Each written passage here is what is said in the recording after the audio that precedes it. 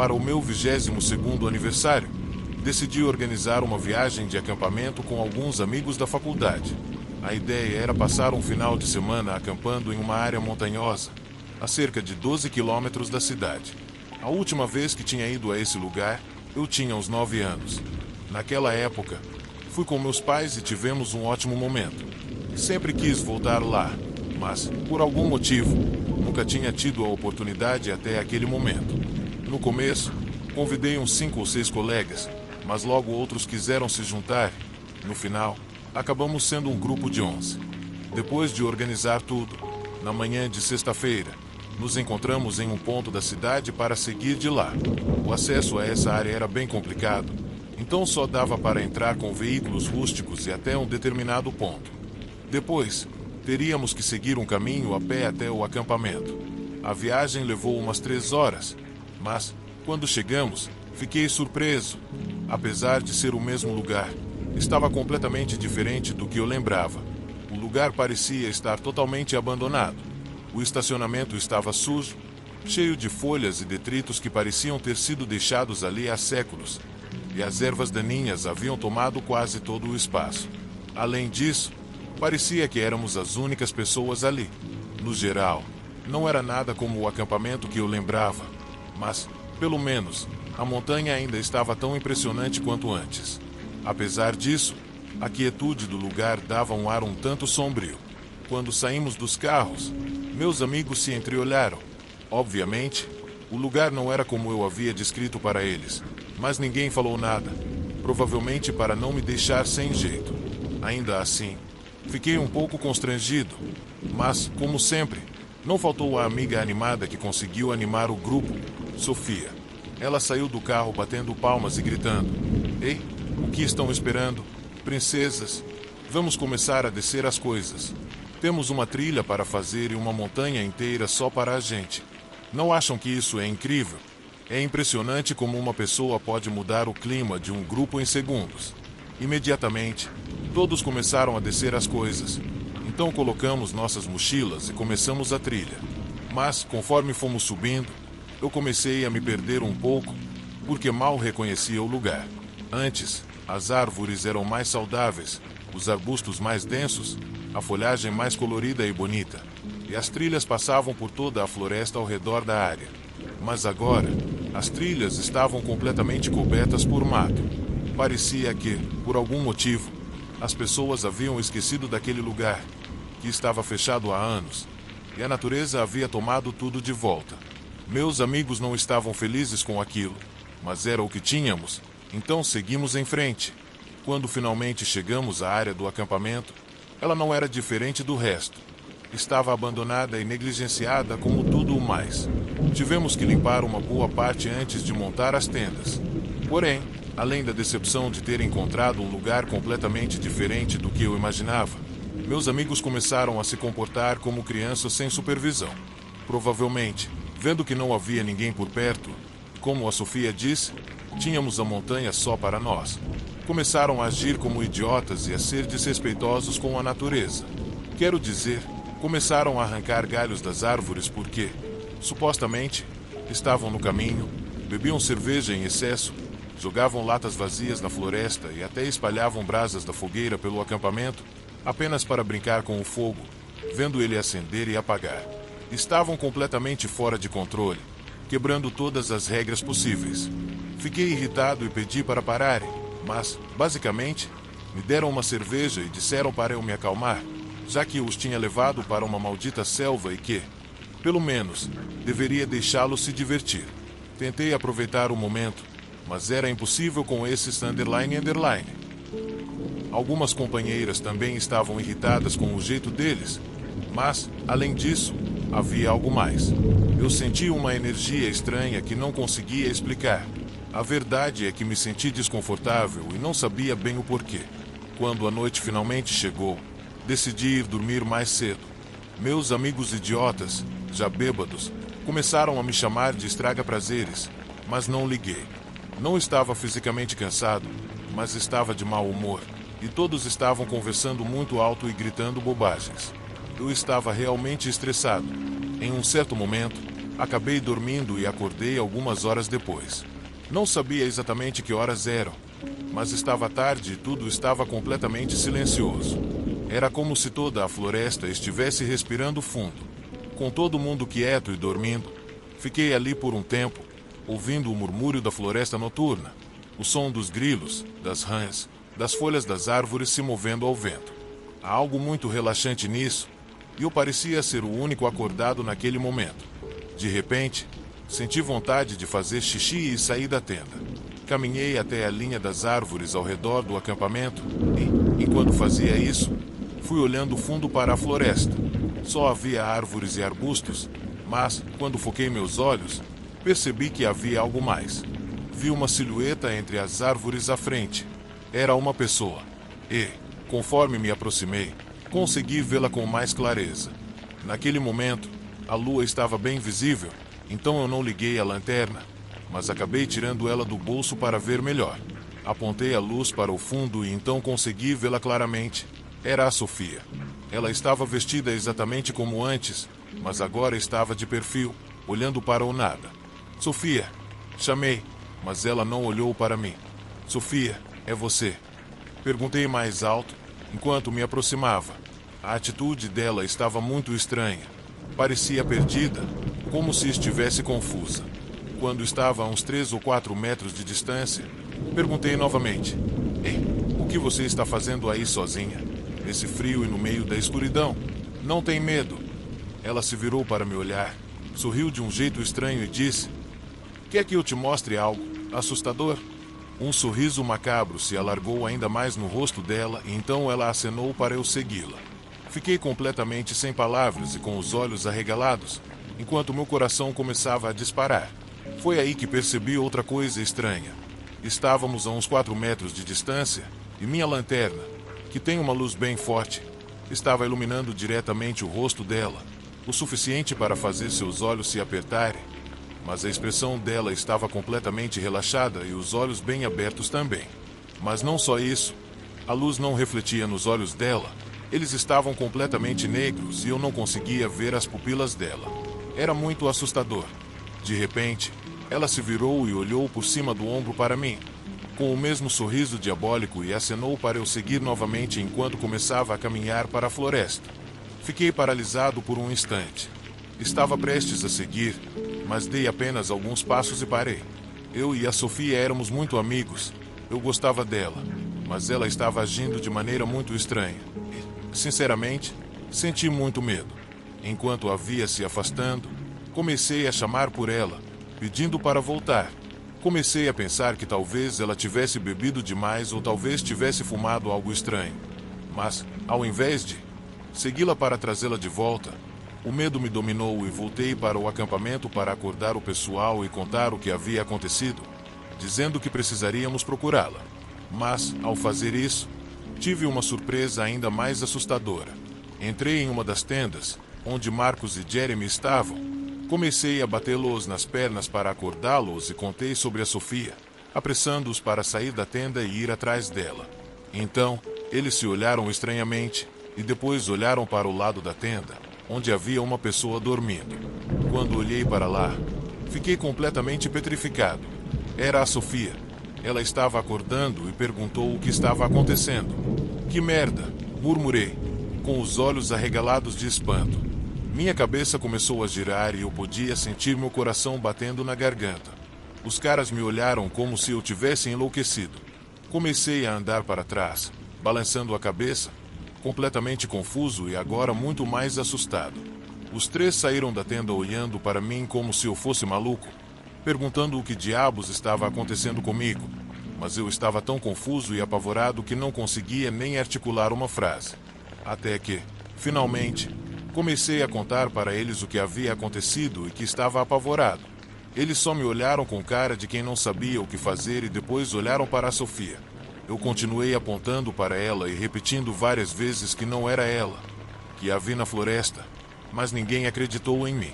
Naquela noite, todos ficaram muito tensos e com medo. Um a um, começaram a ir para suas tendas, embora todos estivessem evitando olhar para as árvores ao redor do acampamento. Eu não conseguia entender o que havia acontecido. Ao acordar no dia seguinte, parecia que a situação tinha voltado ao normal. Mas nunca esqueci o que aconteceu naquela noite, nem o sorriso dela.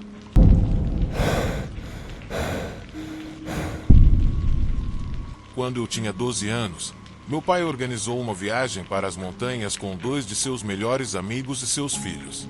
Meu pai tinha esses mesmos 3 amigos desde a época da faculdade. Eles eram como irmãos e sempre se reuniam para sair ou fazer atividades ao ar livre, como pescar, ir à praia ou escalar montanhas. Eles eram tão próximos que eu costumava chamá-los de tios. Até hoje, ainda faço isso. Eles sempre serão tio Thomas, tio Luiz e tio Fabrício. Da mesma forma, eu sempre tive uma relação muito próxima com os filhos deles, já que tínhamos idades parecidas e nos víamos com bastante frequência, além de 3 de nós estudarmos na mesma escola.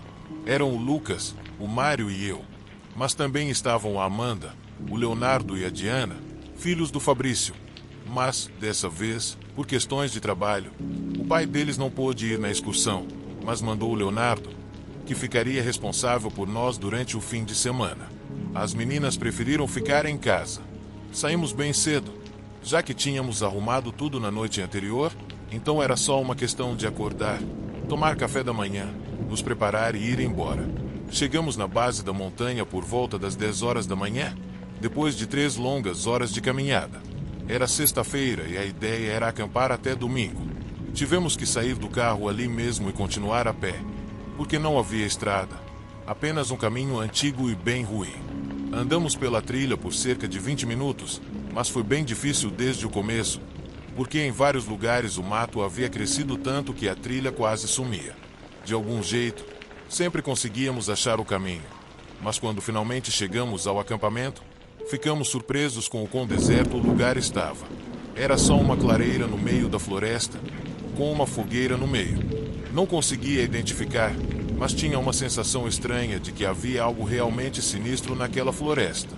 O tempo todo, tive a impressão de que havia alguém nos observando.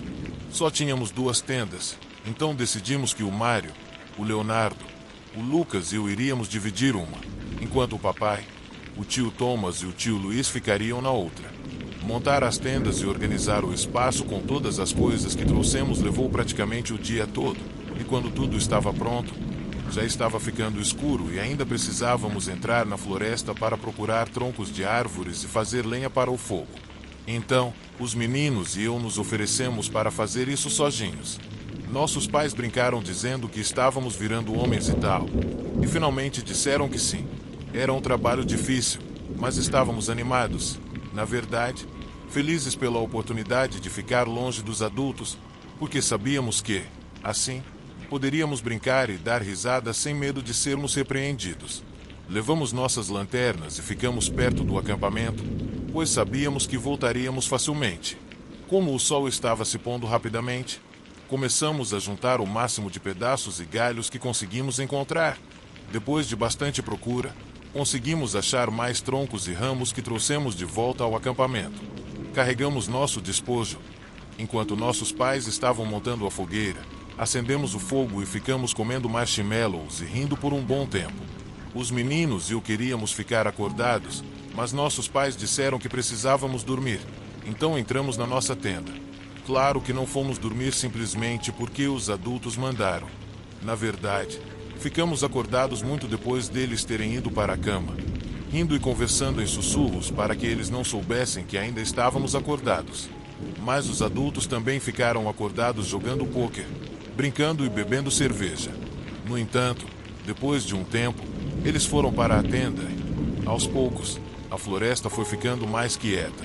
Mas então, além dos nossos sussurros e risadas, notei algo estranho. Que barulho é esse? Falei baixinho. Os outros ficaram em silêncio e todos começamos a ouvir aquele barulho estranho vindo pela floresta. Parecia um canto, ou mais como um zumbido, e a voz da pessoa tinha uma tonalidade estranha que a tornava ainda mais assustadora, como algo saído de um filme de terror. Você acha que quem quer que seja, a gente pode? Perguntou o Mário em sussurro, mas coloquei o dedo nos lábios para indicar que precisávamos ficar quietos. O som estava ficando mais perto, e agora podíamos ouvir galhos se mexendo sob os passos de alguém. Essa pessoa Quem quer que fosse, estava se aproximando do nosso acampamento, cantando uma música. Agora, estávamos certos de que era só isso, uma melodia. Os passos ficaram mais próximos da nossa tenda, assim como a música, que ficou bem mais clara.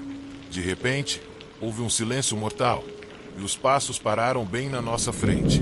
Ficamos totalmente em silêncio, petrificados de medo, quando, de repente, aquele silêncio foi interrompido por uma risada. Nesse momento, tivemos certeza de que o homem que estava na frente da tenda era algum tipo de louco, pois a risada dele soava desequilibrada. Ficamos muito surpresos e assustados ao mesmo tempo, pois a tenda dos nossos pais ficava a uns 5 ou 6 metros da nossa, não muito perto, mas o suficiente para que eles também ouvissem aquela risada insana.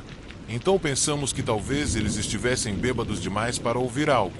A risada continuou por alguns breves segundos. De repente, do nada, simplesmente cessou.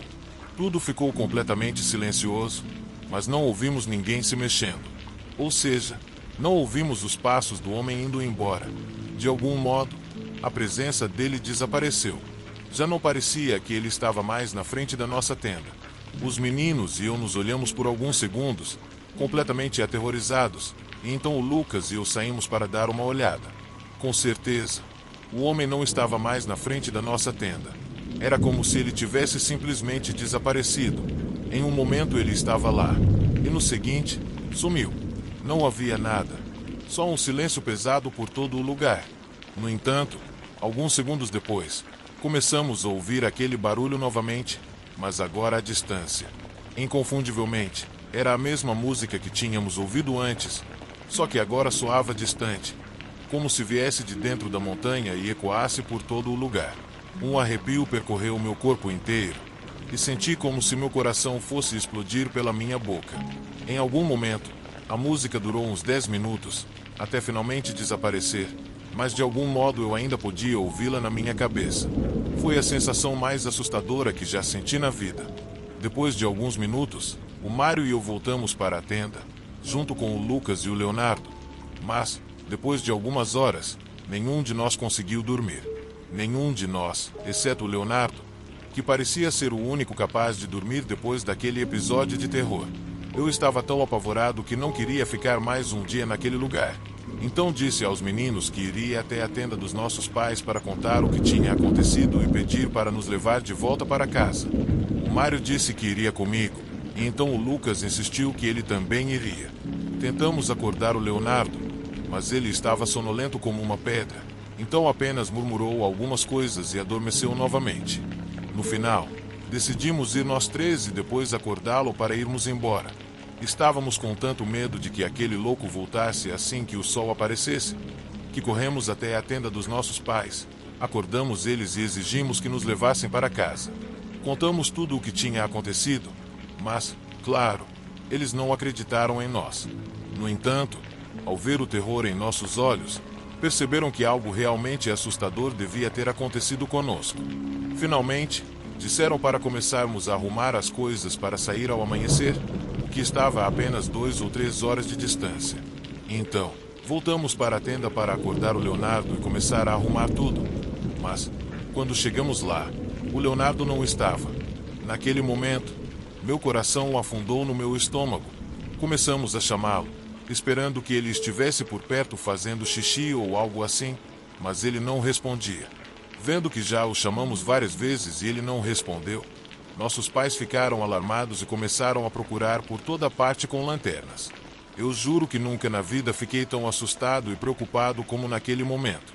Nas horas seguintes, procuramos por Leonardo, mas não encontramos nenhum sinal dele. Nossos pais chamaram a polícia.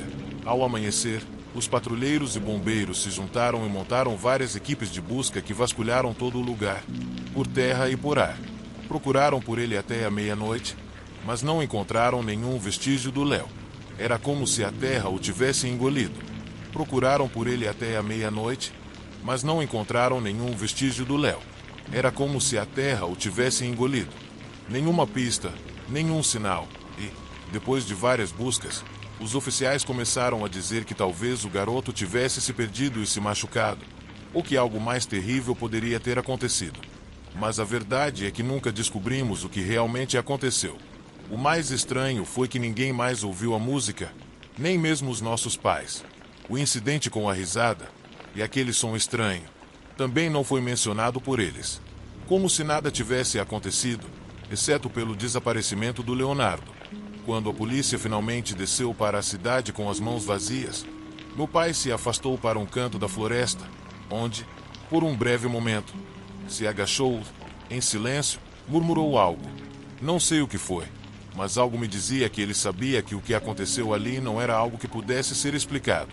E até hoje, ninguém jamais encontrou o Leonardo. Até hoje, o que ouvimos, o que sentimos naquela noite e o desaparecimento continuam um mistério sem resposta. Depois de tudo isso, meu pai, tio Thomas e tio Luiz nunca mais foram àquelas montanhas, nem mesmo para uma caminhada. Mas sempre que a noite está silenciosa e eu caminho por um lugar isolado, posso ouvir aquela música novamente, muito distante, ecoando pelas árvores. E, por mais que eu tente, nunca consigo entender se é uma lembrança, um pesadelo ou algo muito mais real.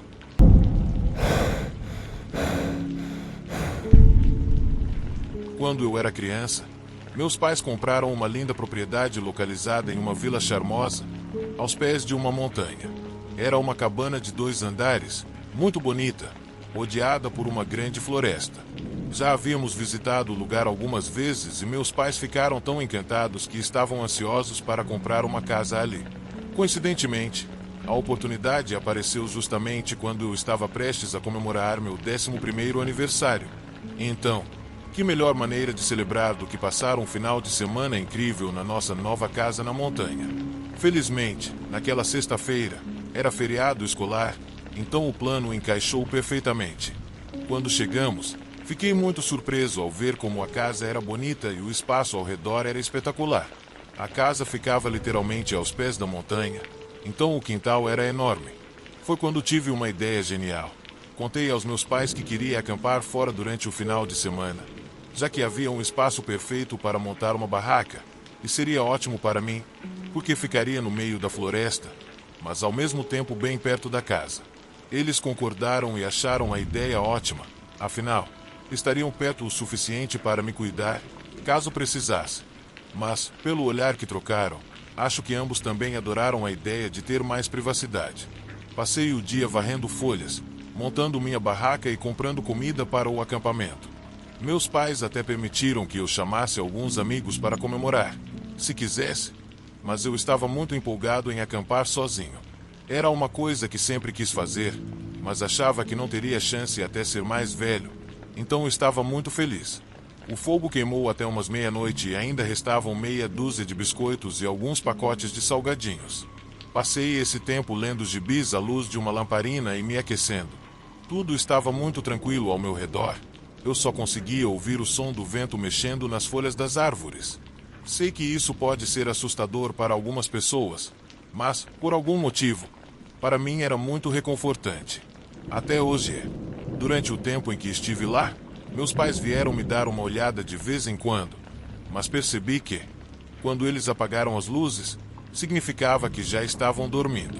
Naquela noite, estava lua nova, então a noite estava bem escura, e a única luz ao redor era o fogo que eu acabara de reavivar, dentro da barraca, a luz da minha antiga lanterna a gás. Depois de terminar de ler meu livro, apaguei o fogo e decidi dar uma volta pelo quintal. Não sabia exatamente por que queria fazer isso, mas senti uma necessidade. Comecei a explorar o lugar caminhando ao redor. Não sabia o que estava esperando, mas continuei andando. Quando cheguei ao canto esquerdo da casa, parei e olhei para o jardim do nosso vizinho. As casas estavam a uma certa distância umas das outras, pois todas tinham um bom espaço de quintal.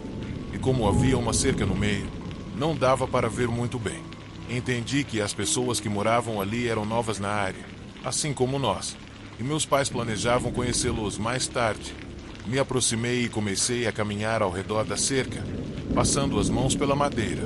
Como disse antes, não sabia exatamente o que estava fazendo. Não tinha plano nenhum na cabeça, estava apenas deixando minha curiosidade e meus pés me levarem para onde queriam. Naquele momento, só queria passar os dedos pelas ripas da cerca do vizinho. Quando cheguei ao fim, voltei para a barraca. Decidi apagar a lamparina para que meus olhos se acostumassem com a escuridão e comecei a caminhar de volta para a barraca, tentando dormir.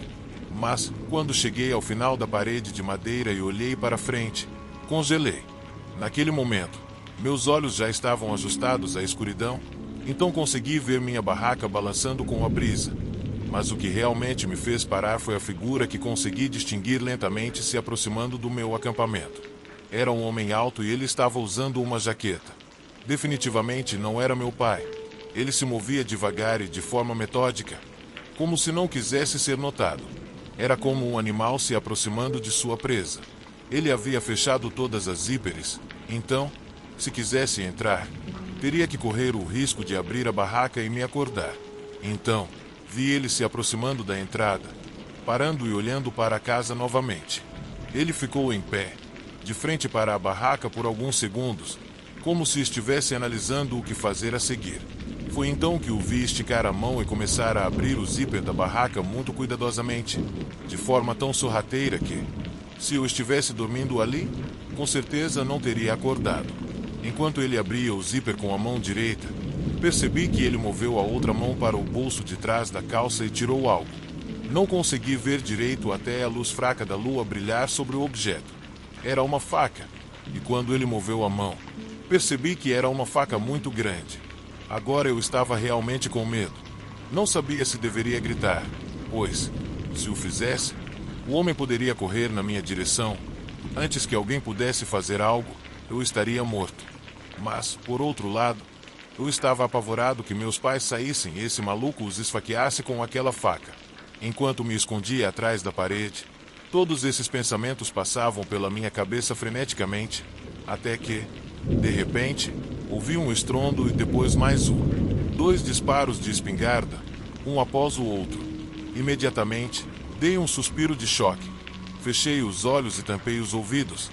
Mas, um segundo depois, os abri e vi o intruso correndo desesperado pelo nosso quintal e se perdendo na montanha. De repente, alguém pulou a cerca atrás de mim e começou a correr atrás do homem, gritando para ele parar. Então atirou mais 2 vezes. Tudo aconteceu muito rápido. No instante seguinte, vi o homem com a espingarda caminhando de volta pela mata. Ele era um homem de meia idade, um pouco acima do peso e vestia calças de pijama e um roupão aberto. Ele se aproximou da minha barraca e começou a me chamar. Ei, menino, você está bem? Foi quando saí de trás da parede, acenei com as mãos e disse que estava bem, ao mesmo tempo que meus pais saíam correndo pela porta dos fundos, perguntando, alarmados, o que estava acontecendo. Acontece que o homem era nosso vizinho, que tinha o hábito de ficar acordado até tarde, e em determinado momento, decidiu espiar pela janela do seu quarto, que ficava no 2º andar da sua casa. Foi aí que ele viu o homem tentando entrar na minha barraca com uma faca na mão. Então, ele pegou imediatamente sua espingarda, deu 2 tiros para o alto e saiu correndo, pulou a cerca e foi atrás do sujeito. Mas o homem conseguiu se afastar dele até um certo ponto. Até aquele momento, não conhecíamos nossos vizinhos, mas essa atitude dele foi o suficiente para percebermos que eram boas pessoas.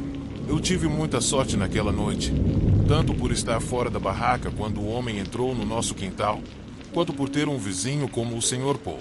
Após o incidente, meus pais registraram um boletim de ocorrência e, felizmente, no dia seguinte, o xerife da cidade conseguiu prender o homem, pois ele quebrou a perna enquanto fugia do vizinho e não conseguiu se afastar mais na mata, se escondendo atrás de alguns arbustos, onde foi rapidamente encontrado pelas equipes de busca.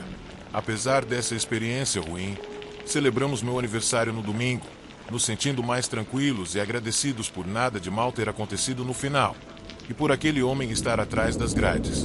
No entanto, por razões mais do que óbvias, aquele foi meu primeiro e último acampamento solo no quintal.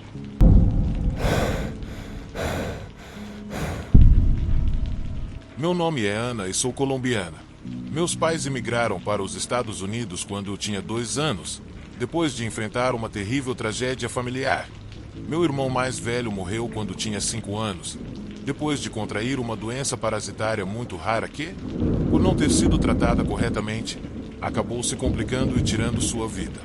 Como você pode imaginar, essa tragédia infeliz marcou profundamente a vida dos meus pais e também a minha. Mas não porque eu estivesse ciente disso, já que eu era muito pequena na época, mas porque, graças a isso, meus pais sempre foram extremamente superprotetores comigo, de uma forma quase sufocante. Minha infância não foi como a das outras crianças. Acho que, se tivessem a possibilidade de me colocar em uma bolha e me isolar de qualquer agente externo, eles teriam feito isso sem pensar duas vezes. Se estivesse caindo uma garoa, minha mãe não me deixava sair de casa, nem para ir à escola. O mesmo acontecia quando a temperatura caía alguns graus abaixo do normal. Ou até mesmo havia momentos em que eu não ia à escola porque estava frio de manhã. A superproteção dos meus pais era realmente extrema. Sem contar aquelas vezes em que eu inevitavelmente ficava doente com algo como uma gripe ou outra coisa.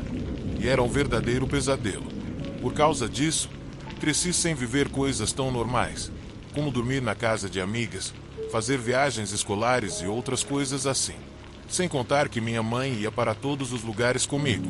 Quero dizer, até quando eu ia brincar com as crianças na rua, fosse o que fosse, ela estava lá para me vigiar. Mesmo quando íamos andar de bicicleta, era exaustivo. Nem preciso dizer que toda essa superproteção me fez ser a esquisita na escola. E por isso, eu não tinha muitos amigos. Mas isso mudou quando entrei no ensino médio. E não por causa deles, mas por minha causa. Eu estava completamente farta de todas as restrições deles e me sentia grande demais para continuar vivendo sob a vigilância constante dos meus pais. Então decidi que, quando chegasse a essa fase, seria uma pessoa completamente diferente. Comecei a viver uma espécie de vida dupla. Em casa, eu fingia ser a menina aplicada e obediente que meus pais queriam que eu fosse. Mas na escola eu criava um alter ego, o de uma garota extrovertida que se vangloriava de ter muitas liberdades, o que, obviamente, eu não tinha na realidade. Sempre falava para minhas amigas sobre todas as coisas que eu tinha feito na outra escola. Todas as noites do pijama com minhas antigas amigas que nunca aconteceram, as viagens escolares que eu nunca fiz e coisas do tipo. Também fugia de casa para ir a festas, fumava e bebia, o que era um exagero, eu sei. Mas eu era uma adolescente que teve sua vida toda privada de viver as coisas normais que qualquer criança de escola faz. Então, eu enlouqueci um pouco e nem sei como consegui manter meus pais longe de descobrir minhas peripécias. Claro que eu sempre tentei manter uma média excelente. Aos olhos deles, fingia ser muito certinha, para que nenhum deles suspeitasse nem um pouco do que eu estava fazendo por trás das costas deles. Tudo correu bem por um tempo. Minhas amigas achavam que eu era uma pessoa muito legal, indo a todas as festas e fazendo bagunça, enquanto meus pais ainda acreditavam que eu era a filha perfeita e doce, cuja foto estava sempre no quadro de honra da escola. Na época, eu achava que estava tudo sob controle. Eu estava me livrando das viagens escolares que meus pais não me deixavam ir, dizendo que eram bobagens para mim e fingindo estar acima de tudo aquilo. E ouso dizer que isso me dava pontos extras de popularidade. No entanto, essa desculpa infalível começou a falhar quando minhas amigas me disseram que já tinham tudo organizado para o acampamento de verão que elas sempre iam no ano anterior. Eu tinha conseguido escapar com a desculpa de que odiava dormir em barracas. Se algum dia eles alugassem um motorhome, que era como eu preferia acampar, eles me avisariam. Na verdade, eu me sentia uma gênio na época, porque não achava que eles seriam capazes de fazer algo assim. Então pensei que minha vida de mentiras estaria segura até a faculdade. Mas eu não contava com o fato de que elas realmente queriam que eu fosse e que o primo de uma das minhas amigas tinha um motorhome que ele estava disposto a alugar para nós por uma pequena taxa. Quando minha amiga chegou para me contar a boa notícia, eu quase tive um ataque de pânico. Obviamente, meus pais nunca me deixariam ir para um acampamento desses. Primeiro porque era o fim de semana todo. Segundo, porque para eles esse era o ambiente perfeito para qualquer coisa acontecer comigo, desde ser atacada por um adolescente bêbado ou sob o efeito de alguma substância até ser picada por uma cobra ou pegar alguma doença que estivesse à espreita na floresta, esperando uma vítima como eu. Eu não fazia ideia do que poderia fazer para evitar ou para fazer meus pais não terem escolha a não ser me deixar ir. Pensei em tudo, desde forjar uma permissão obrigatória para fazer trilha até simular o meu próprio desaparecimento. Nesse ponto, Toda a reputação que eu tinha construído com mentiras muito convincentes estava em jogo e eu me sentia desesperada. Logicamente, havia vários defeitos nas minhas estratégias, mas eu precisava arranjar alguma solução. No fim, decidi que meu melhor plano seria contar a verdade, mas não toda a verdade. Só diria a eles que eu queria ir a um pequeno acampamento organizado pelas minhas amigas, que também estavam no quadro de honra. Claro, sem contar o real local. Caso não desse certo, eu fugiria e eles não poderiam estragar tudo indo atrás de mim ou chamando a polícia. A primeira reação deles foi, obviamente, recusar, mas eu finalmente os convenci, quase implorando para me deixarem ir e lembrando-os de que eu merecia isso por estar no quadro de honra por mais um ano. Meu pai foi o mais receptivo, mas minha mãe discordava. No entanto, no final, ela concordou a contragosto, pois meu pai a convenceu. Eu não podia acreditar na minha sorte, porque estava absolutamente certa de que eles não me deixariam ir. Porém, não seria tão fácil. Minha mãe colocou muitas condições antes. A primeira foi que eu deveria responder a todas as mensagens dela, sem exceção, e também tinha que compartilhar minha localização em tempo real o tempo todo, desde a sexta-feira em que saí de casa até o dia em que voltasse.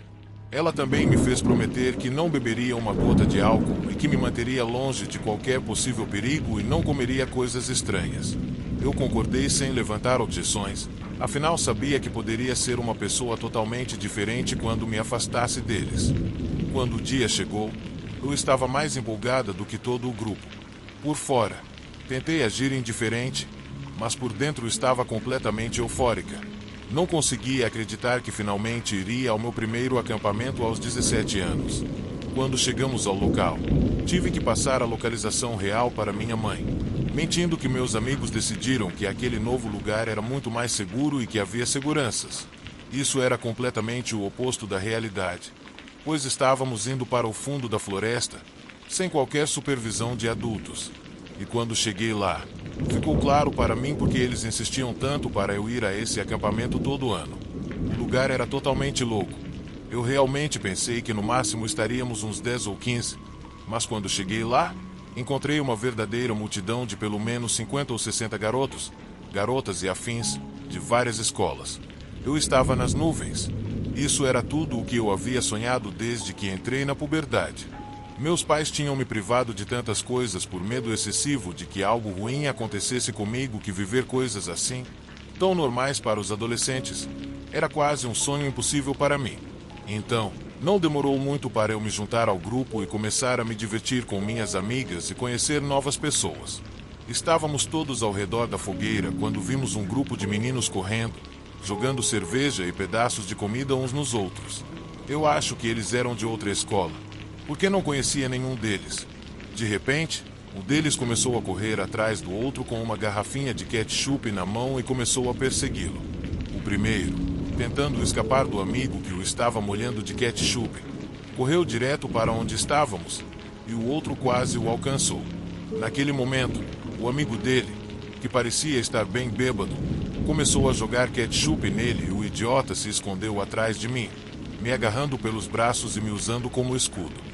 O resultado foi que fui eu quem acabou com a camisa toda cheia de ketchup.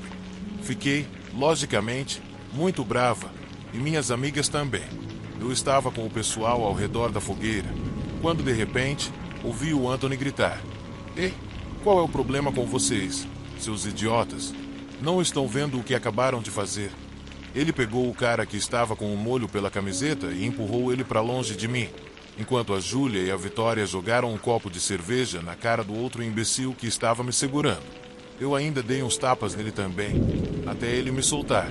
Os dois idiotas se desculparam e continuaram com a brincadeira deles longe de nós. Mas agora, minha camiseta estava toda suja de ketchup, e eu precisei ir trocar. Falei para os meus amigos me esperarem um pouco enquanto eu ia pro trailer para me limpar e trocar de roupa. O trailer estava trancado, porque só nós, amigos, podíamos entrar. Então, peguei as chaves e destranquei. Os caras estavam se divertindo lá fora, então o trailer estava vazio.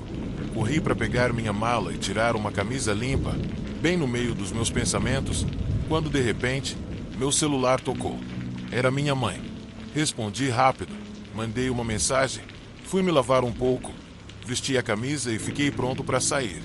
No entanto, quando abri a porta para sair, quase bati de frente com um cara. Ele era de estatura média, tinha cabelo escuro, estava de camiseta branca, calça de moletom e descalço. Ele estava meio estranho, parado na porta do trailer, com os braços cruzados, me encarando. Eu reparei que o cabelo dele estava molhado e pingando água no rosto, mas, olhando de perto, percebi que não era só o cabelo. O cara estava encharcado por completo, e havia uma poça de água embaixo dos pés dele. Isso me parecia muito estranho, mas então eu me lembrei de que lá na frente havia um lago e ouvi um grupo de crianças de outra escola dizendo que iam nadar lá. Então achei que o som vinha de lá. Ficamos em silêncio por um momento até que eu perguntei: "Quem é você e o que está fazendo aqui?" Ele não me respondeu de imediato, apenas continuou me olhando, mas depois sorriu e me disse que o nome dele era Sebastian, mas nada mais. Então, perguntei de novo o que ele estava fazendo ali, e ele deu de ombros e disse que não tinha nada em particular para fazer, apenas estava atraído pela caravana. Aquela resposta me pareceu um pouco estranha, afinal a caravana estava ali desde cedo, porque ele só agora teria vindo ver.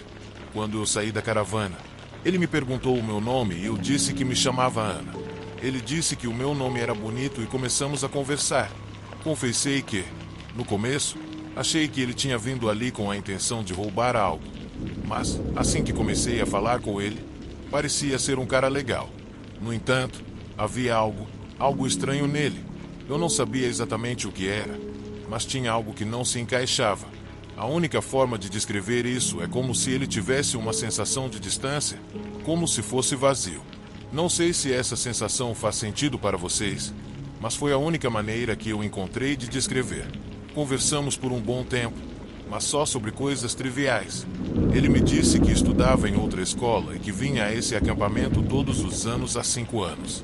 Isso me chamou a atenção, porque esse cara não devia ter mais de 18 anos, e o acampamento era para adolescentes do ensino médio, então parecia que não fazia sentido, mas eu não quis refutá-lo. Pensei que ele estivesse se confundindo, mas à medida que continuávamos conversando, percebi algumas outras coisas estranhas. A primeira é que já era tarde da tarde e estava começando a esfriar um pouco, mas ele não parecia sentir nada disso, apesar de estar encharcado da cabeça aos pés. E essa era a outra coisa. Conversamos por um bom tempo, e à medida que fizemos isso, em um determinado momento nos afastamos da porta da caravana para uma árvore que ficava a alguns metros de distância, para nos escondermos da sombra. Mas, apesar da brisa fresca e do sol da tarde, ele nunca parecia secar. Havia uma poça d'água sob seus pés, e seu cabelo continuava completamente molhado, pingando água no rosto. Perguntei se ele queria pegar uma toalha ou algo para se secar, mas ele fez um gesto com as mãos dizendo que não precisava. De repente, meu amigo começou a me chamar, e percebi que tinha ficado conversando com esse cara por mais de 1 hora e havia esquecido completamente dos outros. Os meninos começaram a gritar para eu ir rápido, ou não ia sobrar hambúrguer. Então lembrei que ainda não tinha comido nada e disse a Sebastian que ele poderia vir ficar com a gente um tempo. Também ofereci um hambúrguer, mas então ele me deu uma resposta que, na hora, não fez sentido para mim, mas agora faz. Não, obrigado, não estou mais com fome. Achei curiosa a escolha das palavras dele, mas não pensei mais nisso. Apenas disse onde eu estaria e que ele poderia me encontrar lá sempre que quisesse. Assim eu o apresentaria para os meus amigos, que eram bem legais. Ele sorriu e disse que estava tudo bem. Me despedi dele e fui em direção à fogueira. Dei apenas alguns passos antes de me virar para perguntar onde estava o grupo dele, mas ele tinha sumido. Foi muito estranho, porque eu só tinha dado alguns passos. Como ele teria ido embora tão rápido? Como antes, não pensei muito nisso e voltei para os meus amigos. O dia passou e eu não vi o Sebastian de novo, nem no dia seguinte, apesar de ter procurado ele entre todos os grupos de crianças do acampamento, mas não o encontrei em lugar nenhum. Perguntei para várias pessoas e ninguém parecia conhecê-lo. Então fiquei me perguntando se talvez ele tivesse mentido para mim e tivesse vindo sozinho. Mas não achei que fosse uma pessoa perigosa, já que ele não fez ou disse nada de inapropriado enquanto conversávamos. Só conversamos e pronto. Finalmente chegou o domingo, nosso último dia no acampamento. Nesse dia, os meninos decidiram ir ao lago nadar. O sábado foi de trilha e depois tivemos uma boa festa na fogueira. Então parecia perfeito que, depois da ressaca, a gente tirasse um tempo para nadar no lago. Porém, quando chegamos lá, Albert, o motorista da nossa RV e um dos 3 adultos que estavam com a gente, nos alertou seriamente para não nos afastarmos muito da margem, já que aquele lago era grande e além da boia de sinalização haviam correntes subterrâneas que podiam ser bem perigosas. Nesse momento, ouvi alguém de outro grupo falar: "Certo, galera, não queremos repetir o caso do Sebastian." Minha cabeça virou automaticamente para ele. Mas, justo quando eu estava prestes a perguntar sobre isso, um dos meus amigos me pegou pelo braço e me arrastou para a água. Uma vez lá, começamos a brincar e aproveitar o momento, então acabei esquecendo disso. Algumas horas depois, quando estávamos nos arrumando para ir embora, vi no meio da multidão o cara que estava falando sobre o Sebastian. A verdade é que fiquei muito curiosa, afinal, não é um nome tão comum aqui. Então decidi me aproximar dele e perguntar sobre o que ele tinha dito um tempo atrás.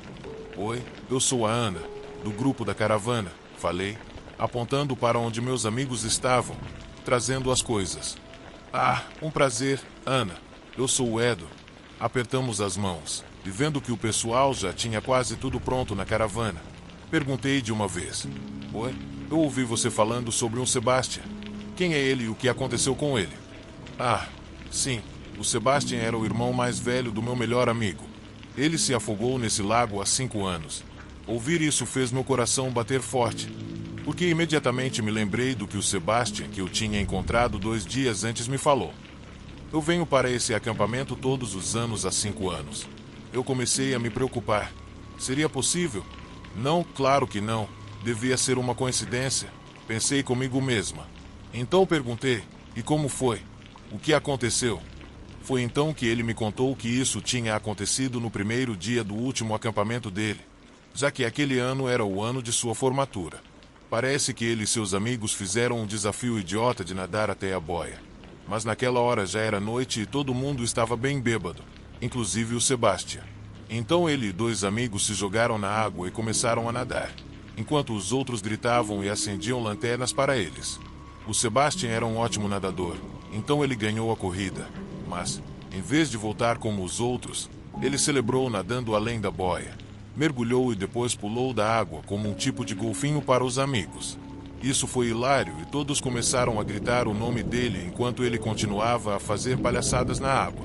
Porém, a risada se transformou em pavor quando o Sebastian mergulhou após um grande pulo e não voltou mais. No começo, todos acharam que ele estava brincando. Então só depois de alguns minutos seus amigos pularam na água para tentar resgatá-lo, mas não o encontraram. O que encontraram foi uma correnteza forte que quase levou outro dos amigos deles quando ele tentou encontrá-lo. Naquela noite, os amigos procuraram por ele em toda parte, dentro e fora do lago, ainda com a esperança de que talvez a corrente o tivesse levado até a margem, mas ele não foi encontrado. Nos 2 dias seguintes, uma equipe de busca especializada vasculhou todo o trecho do lago tentando encontrar o Sebastian, mas só 3 dias depois o corpo dele apareceu boiando perto de uma vila próxima. Ouvir essa história fez meu cabelo arrepiar. Isso foi verdadeiramente trágico e assustador, mas enquanto ele me contava a história, não pude deixar de imaginar o Sebastian com quem eu tinha conversado, sendo um menino sobre quem estavam falando. Então perguntei para o Eden como o Sebastian era e ele respondeu: "Ah, se quiser, eu te mostro. Tem uma capela memorial perto do lago, onde tem uma foto dele. Claro que pedi para ele me levar, mesmo que, a caminho dali, meu coração estivesse batendo forte e minhas mãos suadas de frio. Eu sei que parece bobo, mas eu precisava ter certeza de que era apenas uma coincidência. Eu me senti um pouco idiota só de pensar que poderia ser a mesma pessoa, mas eu precisava matar aquela inquietação. No entanto, quando finalmente cheguei à capela, toda a cor sumiu do meu rosto e eu senti que ia desmaiar. Não era apenas o mesmo Sebastian com quem eu falei na caravana, mas ele estava vestido exatamente igual. Ele estava até descalço. "Você está bem?" o Edon perguntou, com um olhar preocupado no rosto. Eu imaginei que meu choque estava mais que evidente, então me apressei para mudar de assunto e logo me despedi dele e fui embora para a caravana. Não contei para ninguém o que aconteceu, porque quem acreditaria?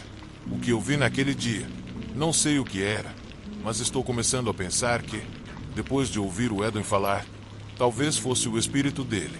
Eu nunca mais vi o Sebastian, mas ainda tenho medo de ir àquele lago.